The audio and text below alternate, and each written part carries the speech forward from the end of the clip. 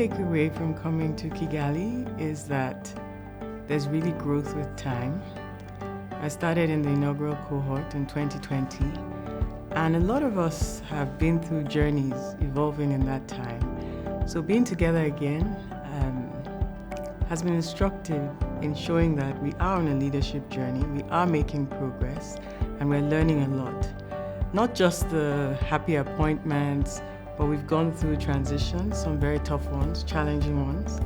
How we support each other, how we show up for each other, how we learn from each other has been perhaps my biggest takeaway.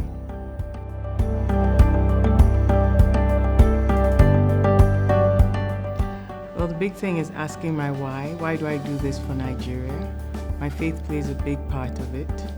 It's service to the nation, service to my people, where we want to see Nigeria, over 200 million people, and the leadership depth in Nigeria and across the country. So showing up and giving my best self to work is really how I remind myself, what's the point of all this? Is it for titles? Is it for promotion? Or is it about serving people? And when you look at the faces of people, just ordinary people, you realize why you do this and why what you do is important.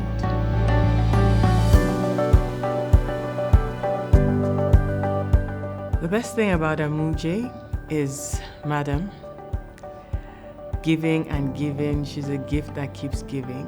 At 85, she goes to such great lengths to treat us so well, to inspire us. Everything is like top class. Not because she has all the wealth, but because she wants us to know that if our dreams do not scare us, they're not big enough. She wants us to know exactly the level that we need to play at this continent. So watching her at 85, still believing in us, still sowing into us, it's really my biggest inspiration. That's why I show up and keep showing up. And the next one would be my sisters.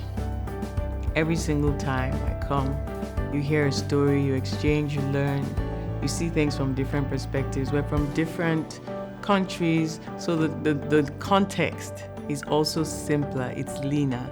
The noise is less. We're just looking at the issue. The political cloud, the atmospheric clouding is less, it's lean.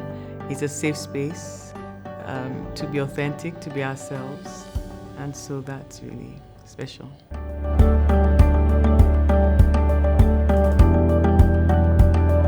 Just the belief she has in me, the belief she actually checks in our journeys and making sure that we're not dimming our light and making sure that confidence, especially through the tough times, whether personal, when my father died, she called me.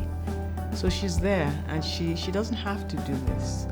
So those believing, when we had a female gubernatorial candidate in Nigeria not get the election, she showed up, she wrote about it, she spoke about it, she reached out to me about it. We haven't had a female governor in Nigeria. She's concerned about women in leadership across the continent, and she's dedicated her life to this journey. So for me, being my best self, being my best leader, and not dimming my vision, not getting tired, because on the journey, especially in political office, in governance, in leadership, whatever sphere, it can get very lonely, it can get very tough. And when you know that she and the coaches that she's assembled, the mentors, the team are right there with you, it's a good, safe support network.